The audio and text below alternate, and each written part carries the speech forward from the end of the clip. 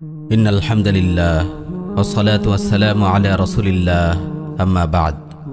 আল্লাহ রাব্বুল আলামিন পবিত্র কালামে মাজিদ ইরশাদ করেন, ওয়াকুল জাআল হক ওয়া যাহাকাল বাতিল ইন্নাল বাতিলা কানা যাহুকা।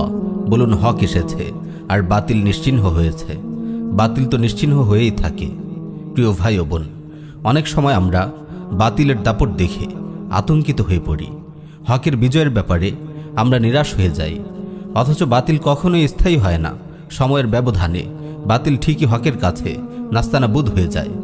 ইতিহাসের দিকে তাকালে এই কথাটির বাস্তবতা আমাদের সামনে স্পষ্টভাবে ফুটে ওঠে। বাতিলের বিজয় পরাক্রম দেখে অনেক সময় হক হওয়ার দাবিদার এক শ্রেণীর মানুষও বাতিলের পথে পা বাড়ায়। বাতিলের জয় জয়কার দেখে তারা ভাবে বাতিল পথে গিয়ে তারা হকের পক্ষে কাজ করবে। আপনারা আজ দেখছেন কুফরি গণতন্ত্রের পথে গিয়ে অনেকে ইসলামের কল্যাণ কাজ করার দাবি করছে। আল্লাহ রাব্বুল আলামিন আমাদের হেফাজত করুন। প্রিয় ভাই ও বোন, একটি মূলনীতি অন্তরে গেঁথে রাখুন, কেবল লক্ষ্য উদ্দেশ্য সঠিক হওয়াই যথেষ্ট নয়, সেই লক্ষ্য অর্জনের উপায় ও মাধ্যমও সঠিক হতে হবে। ফাসাদের মাধ্যমে কেউ ইসলাহ করতে পারে না, বাতিল পথে গিয়ে কেউ হক প্রতিষ্ঠা করতে পারে না। আল্লাহ রাব্বুল আলামিন ইরশাদ করেন, ইন্নাল্লাহা লা ইউসলিহু আমালাল মুফসিদিন। আল্লাহ তাআলা ফাসাদকারীদের আমলের ইসলাহ করেন না। দিনের জন্য কাজ করার নামে কখনো মানুষ নানান অপব্যাখ্যা করে বাতিলের গায়ে হকের লেবাস পরিয়ে দেয়। কিছু সময়ের জন্য মনে হয় তারা বাতিল পথে দিনের খেদমত করতে সক্ষম হচ্ছে। এটি আসলে মারাত্মক বিভ্রান্তি। কোরআন সুন্নাহ আমাদের কেবল আমলের নির্দেশ দিয়ে ক্ষান্ত হয়নি, বরং আমল করার সঠিক পদ্ধতিও আমাদেরকে স্পষ্টভাবে জানিয়ে দিয়েছে। প্রিয় ভাই ও বোন, বর্তমানে বাতিল পথে গিয়ে ন্যাক আমল করার প্রবণতা মহামারী আকার ধারণ করেছে। ইমান আকিদাকে বিসর্জন দিয়ে দিন প্রতিষ্ঠার কাজ জোরে সোরে চলছে। আল্লাহ রাব্বুল আলামিন আমাদের হেফাজত করুন। প্রিয় ভাই, আপনি যখন দিন প্রতিষ্ঠার জন্য রাসূলুল্লাহর নির্দেশিত পথ বাদ দিয়ে অন্য পথ ধরেন, তখন কিভাবে দিন প্রতিষ্ঠিত হবে? দিনের জন্য কাজ করার দোহাই দিয়ে আপনি যখন দিনের মূলনীতি থেকে সরে যান, নিজের ইমান আকিদাকে ভুলণ্ঠিত করেন, তখন আপনি গোমরাহির দিকে এগিয়ে যান। যে বাতিল পথকে আপনি হক প্রতিষ্ঠার পথ মনে করেছেন, অচিরেই সেই পথ আপনাকে ধ্বংসের দুয়ারে পৌঁছে দেবে।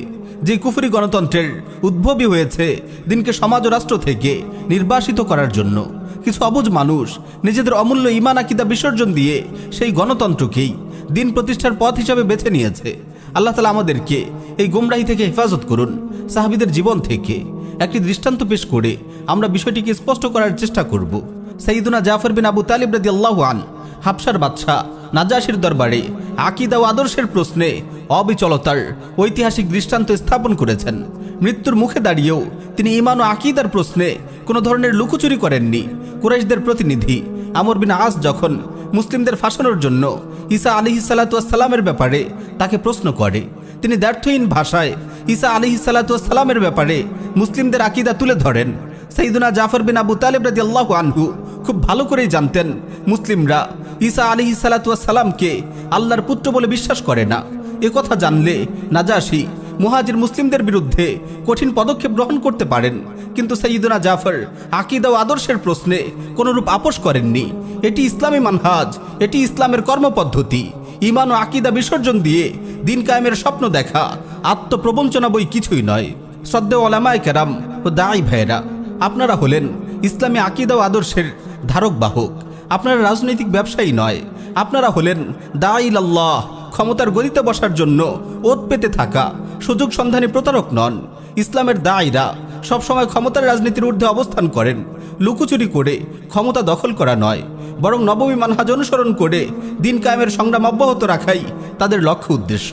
নাজাশির কাছ থেকে সব ধরনের লাভ সুবিধা আদায় করার পরও মুসলিম দাঈরা সেদিন এই সিদ্ধান্তই নিয়েছিলেন, যদিও তারা জানতেন তারা এমন এক বাস্তবতার সামনে দাঁড়িয়েছিলেন যা বাদশার কাছ থেকে তাদের অর্জিত সকল সুযোগ সুবিধা ছিনিয়ে নিতে পারে, যার মধ্যে ছিল নাজাশির ইসলাম গ্রহণ, হাবশার ভূমিতে দাওয়ার স্বাধীনতা ইত্যাদি।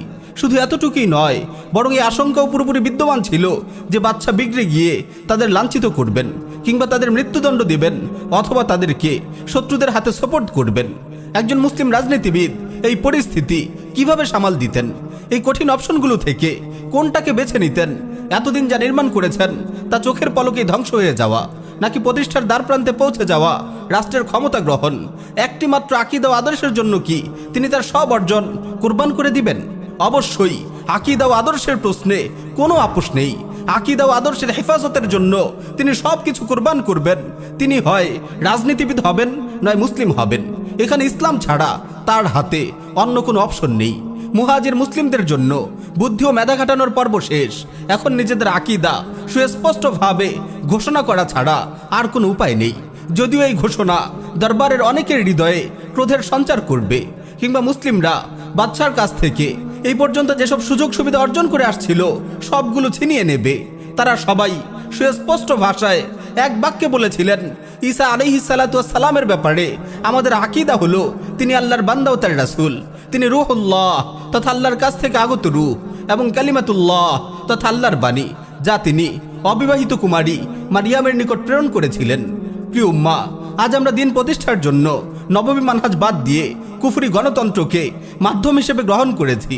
যে তাওহীদ প্রতিষ্ঠার জন্য আমরা সংগ্রাম করছি, শিরকি গণতন্ত্রের পথে গিয়ে আমরা শুরুতেই সেই তাওহীদকে জবাই করছি। গোটা দিনকে কুফরি গণতন্ত্র, শিরকি সংবিধান ও জাহিলি রাষ্ট্রযন্ত্রের দয়ার উপর আমরা ছেড়ে দিয়েছি। দিনকে জবাই করার এই প্রক্রিয়া কিভাবে দিন প্রতিষ্ঠার মাধ্যম হতে পারে? প্রিয় ভাই, আমরা যদি সত্যি দিন প্রতিষ্ঠার সংগ্রাম করতে চাই, তবে আব্রাহাম লিঙ্কনের কুফরি গণতন্ত্র ছেড়ে আমাদের ফিরে যেতে হবে রাসূলুল্লাহর দাওয়া ইআদাদ ও জিহাদের মানহাজে। আল্লাহ রাব্বুল আলামিন আমাদের সবাইকে বোঝার ও আমল করার তৌফিক দিন। আমিন ইয়া রাব্বাল আলামিন।